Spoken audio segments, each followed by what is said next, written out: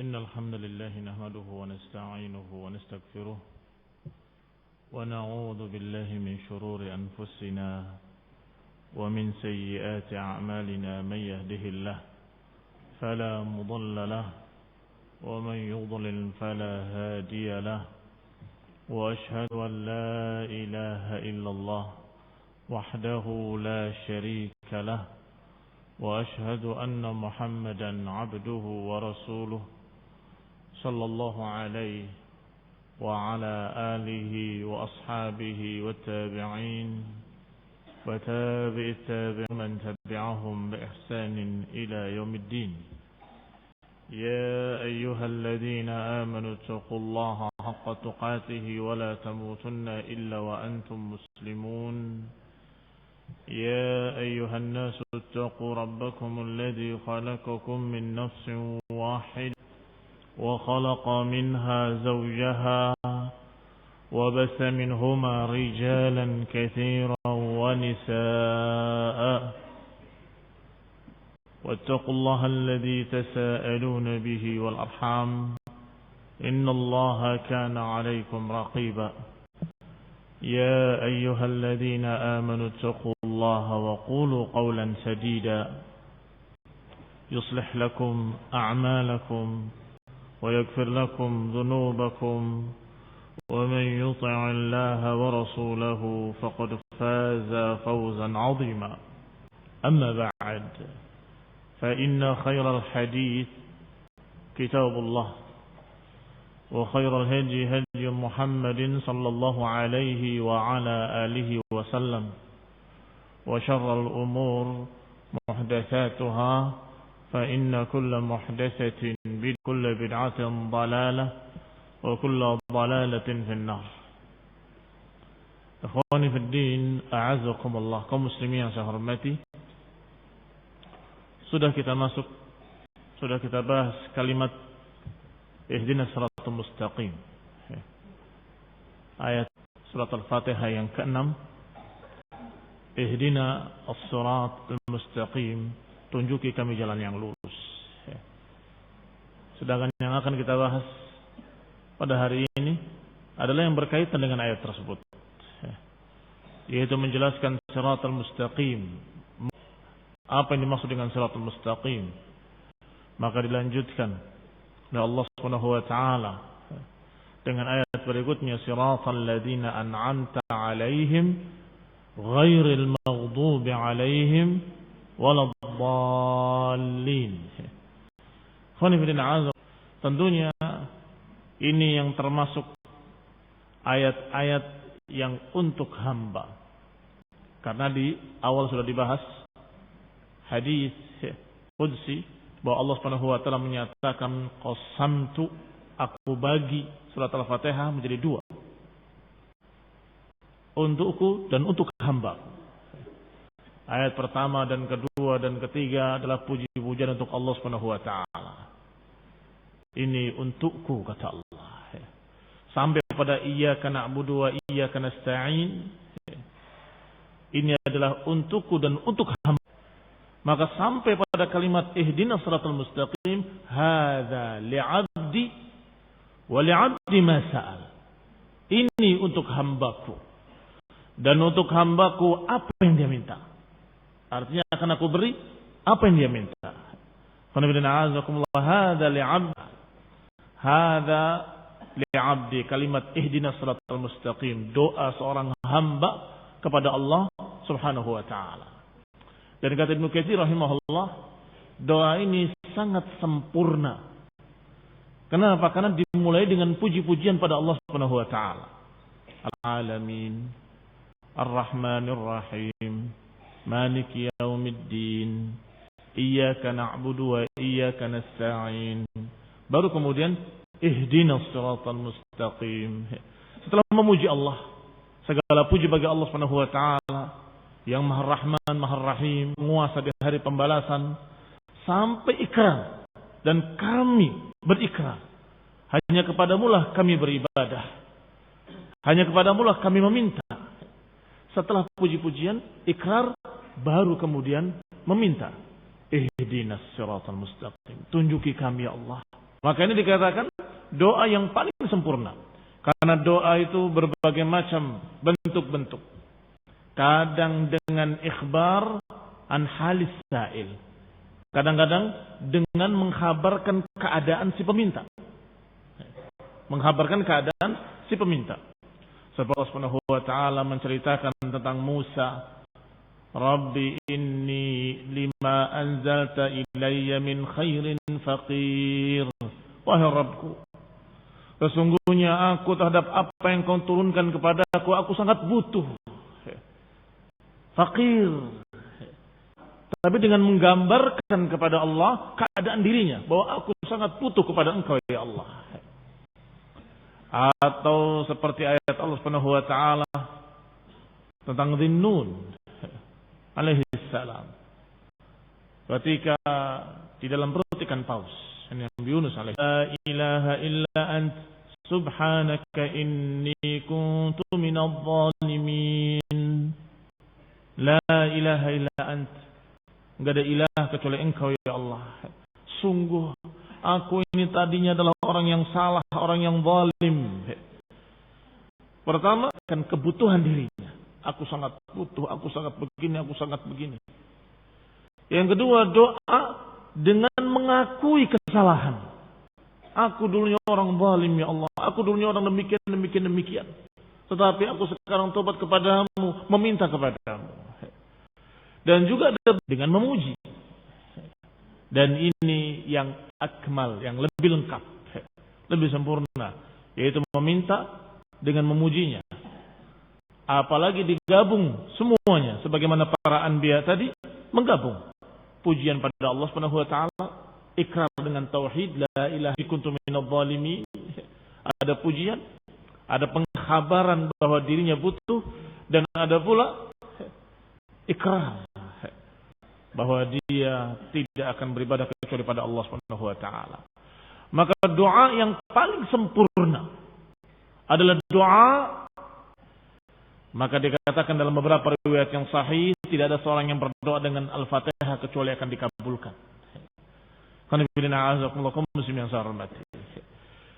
Ihdinas siratal mustaqim. Yang diminta adalah sirat al-mustaqim, jalan yang lurus, tidak bengkok, jalan yang tidak menyimpang. Sudah dibahas kemarin bahwa yang dimaksud adalah jalan yang lurus adalah jalan yang menuju keridhaan Allah Subhanahu wa taala. Dan kalimat sirat atau kalimat ihdinas siratal mustaqim tunjuki kami bisa bermakna meminta bimbingan ilmu agar saya tahu mana jalan yang lurus. Tapi juga mengandung makna meminta taufik agar ditakdirkan menjadi orang yang mengikuti jalan yang lurus. Bahas bahwa makna hidayah bisa hidayatul taufik, bisa hidayatul irsyad. Tapi di sini mana yang dimaksud? Hidayatul taufik atau hidayatul irsyad? Kedua-duanya. Meminta kedua-duanya, minta irsyad dan minta taufik. Meminta ajari kami ya Allah, tunjuki kami ya Allah, yakni ajari kami ilmu, ajari kami dalil-dalil yang jelas, mana jalan yang lurus agar tidak salah. Dan juga meminta taufik, ya Allah berikan aku taufik, berikan aku keputusan yang jalan yang lurus. Ada pertanyaan yang dinukil oleh Ibnu Katsir rahimahullah. Kata beliau, bagaimana seorang yang sudah muslim kok masih minta hidayah? Seorang yang sudah menjadi seorang muslim tiap hari dan bukan sekali, tiap 5 salat, dan setiap salatnya bukan sekali, ada yang 3 rakaat, ada yang 4 rakaat, ada yang 4 kali, ada yang 3 kali, ada yang 2 kali, selalu menyatakan ihdinas siratal mustaqim, ihdinas siratal mustaqim. Dan ini merupakan kafir Nasrani dan yang bersama mereka, bahwa orang-orang Islam itu belum tahu jalan yang lurus. Kasihan mereka, selalu doa ihdinas siratal mustaqim, ihdinas siratal mustaqim. Kata mereka, menganggap bahwa kita kaum muslimin belum mendapatkan jalan yang lurus. oleh Ibnu Katsir rahimahullah. Apakah kalimat ihdinas siratal mustaqim menunjukkan bahwa itu adalah meminta sesuatu yang sudah didapatkan? Ya, ini tahsilul hasil. Tahsilul hasil artinya meminta sesuatu, maka dijawab oleh Ibnu Katsir rahimahullah, fal jawabu an la. Jawabannya tidak. Tidak demikian.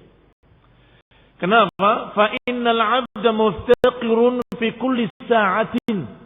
Karena setiap hamba butuh kepada hidayah setiap saat. Jangan dianggap tidak. Karena manusia selama hidup di dunia masih memungkinkan dia untuk menyimpang sesat, masih memungkinkan dia untuk salah, masih memungkinkan dia untuk keluar dari jalan yang lurus. Masih ada sekian kemungkinan. Karena al-qulub, hati-hati manusia di dua jemari Allah Subhanahu wa taala. Yuqallibuhu kaifa yasha. Allah bolak-balikan sekehendaknya. Sehingga tidak heran kalau ada seorang pagi masih mukmin, sore sudah kafir. Atau sore dalam keadaan ahlus sunnah, pagi sudah jadi ahlul bid'ah. Atau pagi dalam keadaan masih ahlus sunnah, masih di jalan salaf, tetapi sore sudah menyimpang sesat ke jalan-jalan dhalalah. Mungkin atau tidak mungkin? Sangat mungkin. Muftaqirun fi kulli sa'atin wa halatin ila Allah Ta'ala fi tasbitihi 'ala al-hidayah. Maka seorang hamba butuh kepada Allah terus menerus, setiap saat, setiap keadaan di atas hidayah. Wa rusukhihi fiha, agar kokoh di atas hidayah. Wa tabassurihi wa ziyadihi, dan juga butuh kejelasan lebih jelas lagi. Yang kemarin tahu, akhirnya tahu tentang yang itunya. Semakin jelas lagi, semakin tahu lagi, semakin gamblang lagi. Dan ini juga hidayah. Karena sudah kita katakan tadi makna hidayah ada dua. Hidayatul irsyad dan hidayatul taufiq. Dan kedua-duanya kita minta. Kalau ditakdirkan menjadi seorang muslim, sudah alhamdulillah. Tetapi kita meminta bimbingan, petunjuk, meminta ilmu, kejelasan. Mana itu jalan yang lurus? Dan ini tentunya berbeda-beda di antara manusia. Taunya jalan yang lurus cuma ini, cuma pokoknya sholat selesai. Ada yang sudah lebih daripada itu. Ada yang mengerti tauhid cuma la ilaha illallah, maknanya secara rububiyah saja. Tetapi setelah dia mendapat bimbingan dari Allah, ternyata tauhid juga tauhid asma dan sifat, dan mencakup juga sekian perkara-perkara yang berkait dengannya. Berarti kita butuh terus menerus kepada hidayah. Hidayah agar kita tetap semakin jelas dengan ilmu yang Allah berikan. Wastimrarihi 'alaiha, dan terus menerus di atasnya. Fa innal 'abda, karena seorang hamba dalam keadaan belum tentu dia terus menerus, dia akan terus menerus di atas petunjuk. Wal 'abd la yamliku nafsahu, seorang hamba enggak bisa memiliki dirinya sendiri, enggak bisa menentukan keadaan dirinya sendiri. Enggak bisa. Yang menentukan adalah Allah Subhanahu wa taala. Tidak memiliki dharar, tidak bisa menentukan kebaikan, tidak bisa menentukan kejelekan. Illa masya Allah, kecuali dengan kehendak Allah Subhanahu wa taala. Dan ini miripnya dengan ayat Allah Subhanahu wa taala, aminu billahi wa rasulihi wal kitabil ladzi nazzala ala rasulih. Perhatikan ayat ini. Ya ayyuhalladzina amanu, aminu. Wahai orang-orang yang beriman, berimanlah. juga sama, menyuruh sesuatu yang sudah terjadi. Wahai orang yang beriman, berimanlah. Kan sudah beriman. Kenapa suruh beriman? Sama dengan yang tadi. Kita sudah menjadi muslimin, tapi tetap meminta hidayah. Ya Allah, berilah petunjuk kepada terus di atas hidayah, agar terus mendapatkan dari Allah bimbingan semakin jelas mana jalannya yang lurus. Demikian pula ayat ini. Ya ayyuhalladzina amanu aminu billahi wa rasulih. Wahai orang yang beriman, berimanlah kepada sebagiannya, tetapi dia belum beriman sebagian yang lain. Beriman kepada sifat Allah yang ini, belum beriman kepada sifat yang itu. Beriman kepada Rasul bahwa beliau adalah benar-benar utusan Allah, tetapi masih belum iya kan? Maka dikatakan, wahai orang yang beriman, aminu billahi wa rasulih.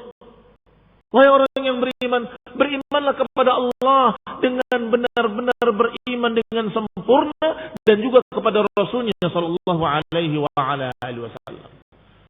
Maka hasil ini juga bukan berarti meminta sesuatu yang sudah terjadi, meminta sesuatu yang sudah diberi. Li'annal murad at-thabat wal istimrar. Karena yang dimaukan adalah sabat wal istimrar. Itu maknanya. Aminu billahi war rasul. Wahai orang yang beriman, teruslah beriman. Sama dengan ihdinas siratal mustaqim. Ya Allah, jadikan kami terus di atas hidayah. Jadikan kami tetap kokoh di atas hidayah. Jazakumullah, kita meminta hidayah dan meminta istiqamah di atas hidayah. Subhanallah. Ternyata ayat ini ketika kita baca tafsirnya dari para ulama sangat luas. Dan ketika kita meminta ihdinas siratal mustaqim, meminta di atas hidayah dan meminta tambahan ilmu, tambahan kejelasan, bimbingan, jalan yang lurus itu yang mana? Semakin jelas dengan ilmu. Digambarkan dalam satu hadis bahwa Rasulullah sallallahu alaihi wa ala alihi wasallam mempermisalkan siratal mustaqim. Bahwa siratal mustaqim adalah satu jalan yang di samping kanannya, di samping kirinya ada dua, kanan dan kirinya ada pintu-pintu. Pintu-pintunya memiliki tirai-tirai. Dan di ujung sirat ada penyeru yang mengajak, ya ayuhan nas udkhulus sirata wa la ta'waju. Jangan kalian menyimpang. Jangan menyimpang ke kanan, jangan menyimpang ke kiri. Wada'in yad'u min fawqis sirat. Ada pula seruan dari atas sirat. Dari atas sirat, dengan yang mau membuka pintu yang di kanan dan di kirinya, maka seruan yang di atas tadi berkata, waihak, la taftahu, celaka engkau, jangan buka pintu itu. Kalau engkau buka pintu itu, talijhu, digambarkan oleh Nabi sallallahu alaihi wasallam bahwa sirat yang dimaksud adalah Islam. Jalan yang lurus tadi Islam. Sedangkan pagarnya yang di kanan dan di kiri adalah hududullah, garis-garis Allah. Maka pintu-pintu tadi adalah maharimullah, keharaman-keharaman yang diharamkan oleh Allah. Kalau kamu buka, kamu masuk, berarti masuk ke dalam keharaman Allah Subhanahu wa taala. Maka da'i yang lurus adalah kitabullah, Al-Qur'an, yang selalu mengajak ikuti jalan yang lurus. Sedangkan da'i yang ada di atas, yang menyatakan waihak la taftahu in taftahu talijhu, jangan kalian peringatan dari Allah yang sudah dijadikan di hati setiap muslim, fi qalbi kulli muslim. Setiap muslim, setiap mukmin ada wa'idun min Allah, ada peringatan dari Allah yang jangan kamu buka, kamu akan masuk. Ini khonidina azakumullah, gambaran sirat al-mustaqim. Maka khonidina azakumullah, berarti sirat al-mustaqim adalah jalan yang lurus, yaitu Islam, dan juga ada pintu-pintu di kanan dan di kirinya yang berbahaya. Jangan dibuka. Sekali dibuka akan masuk ke dalamnya, yaitu pintu-pintu keharaman dari Allah Subhanahu wa taala. Dijelaskan ghairil maghdubi 'alaihim waladdallin.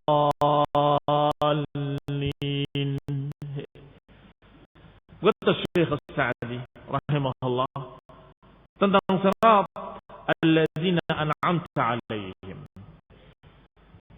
siddiqin wasyuhada wassalihin. Jalan tersebut adalah jalannya para anbiya, para siddiqin, para syuhada. Nikmat mereka. Nikmat apa? Nikmat hidayah, nikmat keislaman, nikmat ketaatan kepada Allah Subhanahu wa taala, nikmat syariat yang mereka jalani. Itu nikmat ilmu. Sudah mendapatkan bimbingan, sudah mendapatkan hidayah, sudah mendapatkan petunjuk, mereka menjadi orang-orang yang taat, menjadi orang-orang yang mengikuti syariat. Maka kami meminta jalan mereka, orang-orang yang sudah engkau beri nikmat siddiqin wa syuhada wa salihin, adalah dari ayat Allah Subhanahu wa taala yang disebutkan dengan lengkapnya dengan kalimat wa man yuti'illaha war rasulina was-siddiqina wasyuhada'i was-salihin wa hasuna ulaika rafiqa.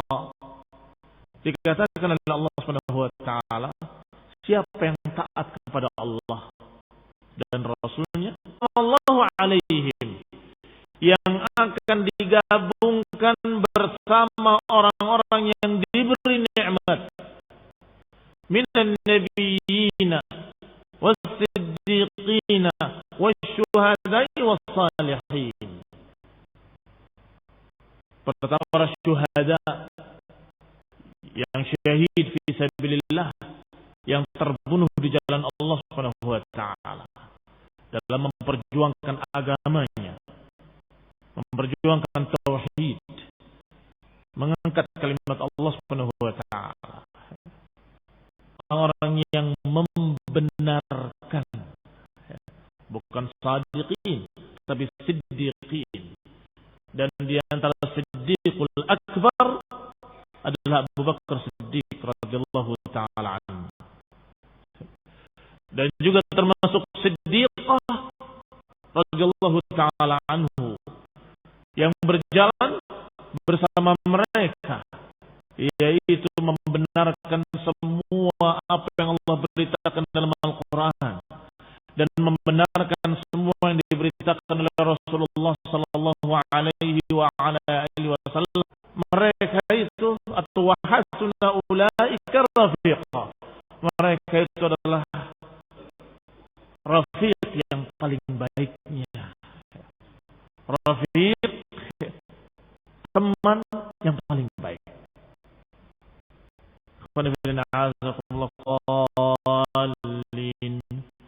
Ghairil maghdubi, bukan jalannya orang-orang maghdubi alaihim, bukan jalannya orang-orang yang dimurkai mereka.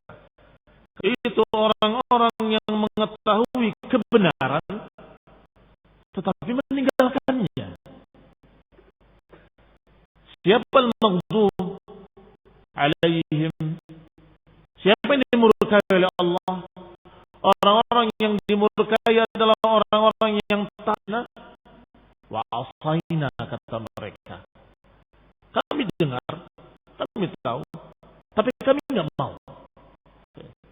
Astagfirullah. Astagfirullah. Haula'i maghdubun 'alaihim. Mereka lah yang dimurkai oleh Allah, Yahudi dan sejenisnya. Dan juga waladhdallin. Maknanya kata Syekh Sa'di, ghair sirat ad-dallin. Bukan pula jalan kebenaran. Ala jahlin wa dhalal. Di atas kebodohan, di atas kesesatan. Kan Nasara, seperti orang-orang Nasrani, seperti Yahudi dan Nasrani. Yahudi yang dimurkai, Nasrani yang sesat. Dan itu ditunjukkan dengan banyak ayat-ayat Allah Subhanahu wa taala. Di ayat 10 kata Allah, "Qul hal unabbi'ukum bi syarrin min dzalika mathubatan 'inda Allah man la'ana Allah wa ghadiba 'alaihi." Katakan pada mereka, maukah aku berikan kabar kepada kalian bisyarrin min dzalik? Maukah aku beri kabar dengan yang lebih jelek lagi dari mereka? Ghadiba alaihi, orang yang dimurkai oleh Allah, wa ja'ala minhumul qiradata wal khanazir, yang Allah jadikan mereka menjadi monyet-monyet dan babi-babi. Wa'abada, tidak lain tidak bukan, yang dikutuk menjadi monyet-monyet adalah Yahudi. Kunu qiradatan khasiin, jadilah kalian wahai Yahudi qiradatan biukum bi syarri min dzalika matubatan 'inda Allah. Maukah aku beritahu pada kalian ya manusia-manusia yang lebih jelek lagi, yaitu yang dilaknat oleh Allah, Yahudi, disebut dengan maghdubi alaihim. Ayat lainnya disebutkan di dalam surat Al-Mujadalah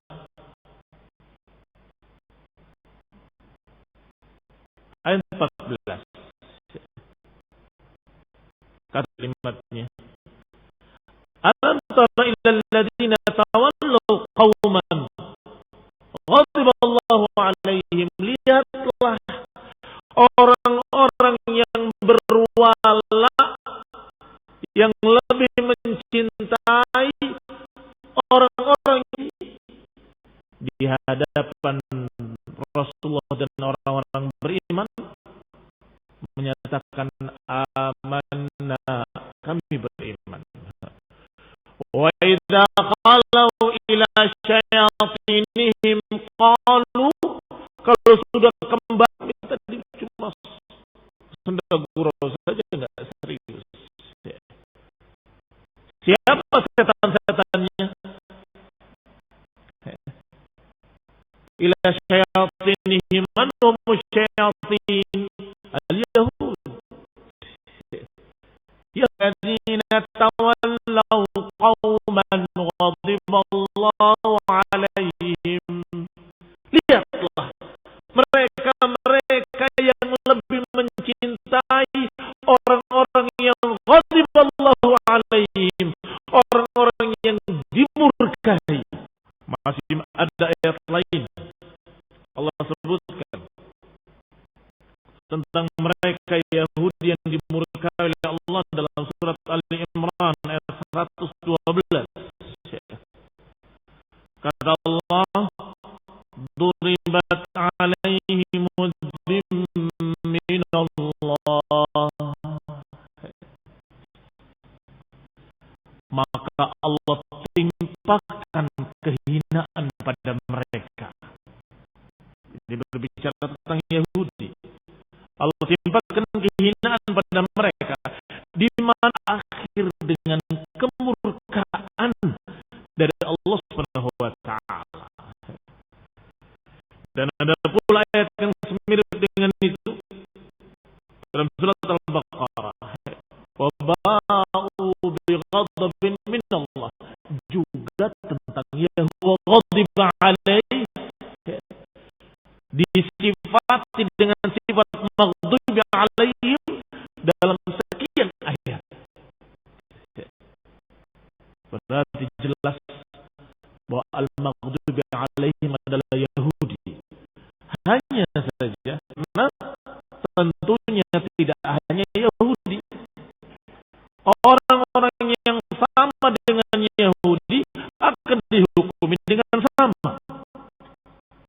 Siapa yang berbuat seperti perbuatan Yahudi dan berjalan di jalan Yahudi, minta pada Allah siratal mustaqim, siratal ladzina an'amta 'alaihim ghairil maghdubi 'alaihim. Ya Allah, jangan jalan orang-orang yang dimurtadin, orang-orang yang sesat, disebutkan Nasrani oleh Syekh Sa'di rahimahullah. Karena Allah Subhanahu wa taala berfirman dalam Al-Qur'an dalam beberapa ayatnya. Di antaranya dalam surat Al-Maidah, qalu innallaha salisu salasah, sungguh telah kafir orang yang menyatakan bahwa Allah adalah satu dari yang tiga. Kafir orang yang menyatakan bahwa Allah salah satu dari yang tiga, karena mereka menyebutkan Allah dengan Maryam, dengan Isa sebelah.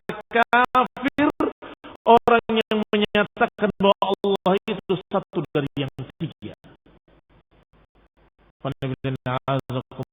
Ini sangat jelas ayatnya, gamblang, tidak ada keraguan padanya, dan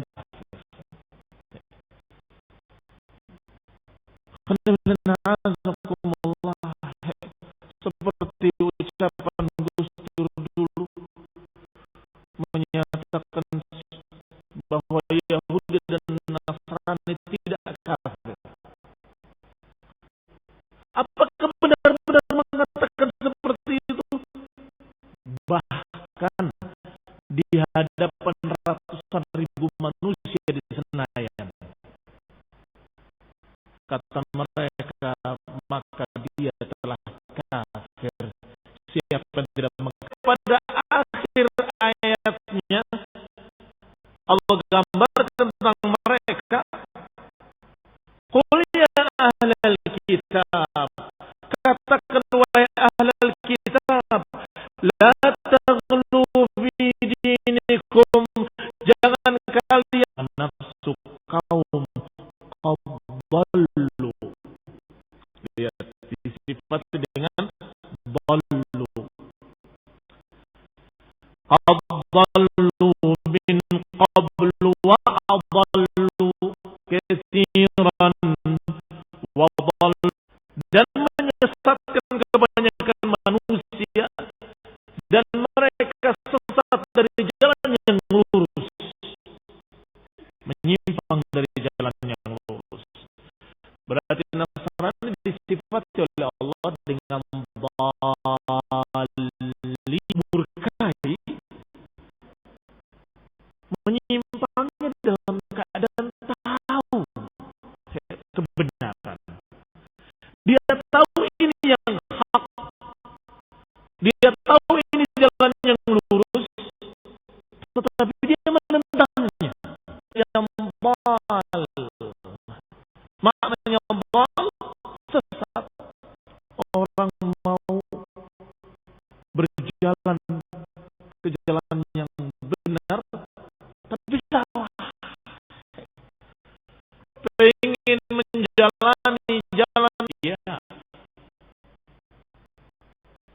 para ulama, sehingga mereka berpikir sendiri dengan kebodohannya, akhirnya salah jalan.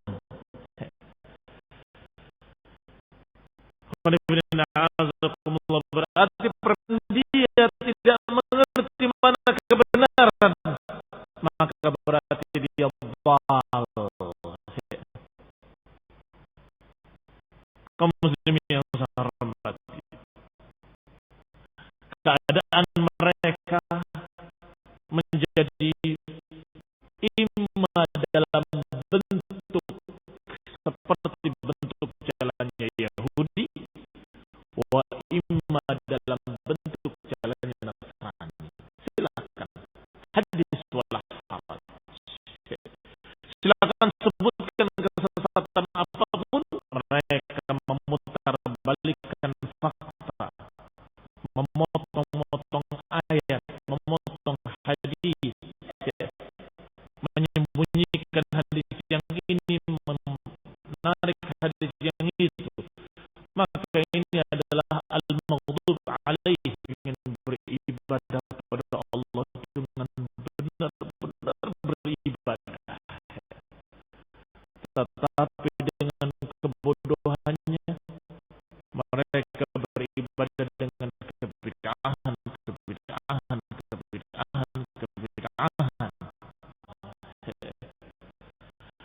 Adapun Yahudi mencerca Nabi Isa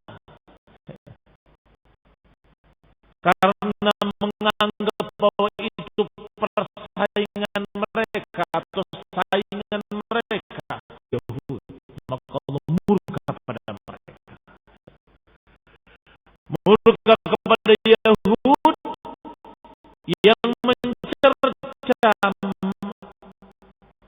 Isa dengan ibunya, alaihi wassalam, allati ahsanat farjaha, tetapi membela dengan kebodohan. Kata Yahudi, kalau memang dia adalah berpikir, tetapi celaka, kutilah kaifa qaddar, celaka dia apa yang dia tentukan. Dia menyatakan kalau seorang yang suci tafattarna minhu wa tanshaqqul ardu wa takhirru jibalu hadda an da'u lillahi walada. Hampir langit pecah, hampir bumi dengan Nabi yang suci, tetapi akhirnya mencerca Allah subhanahu wa ta'ala karena kebodohan.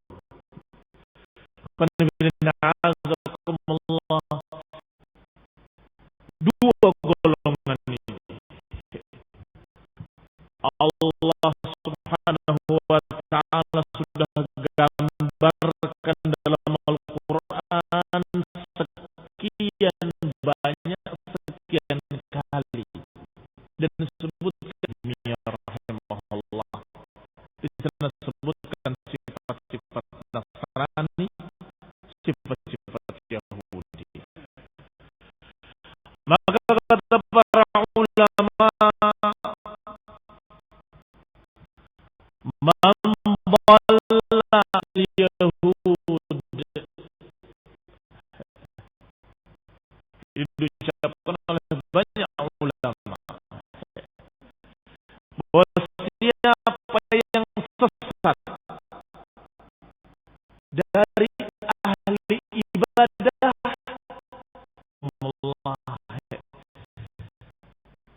berarti yang rusak, man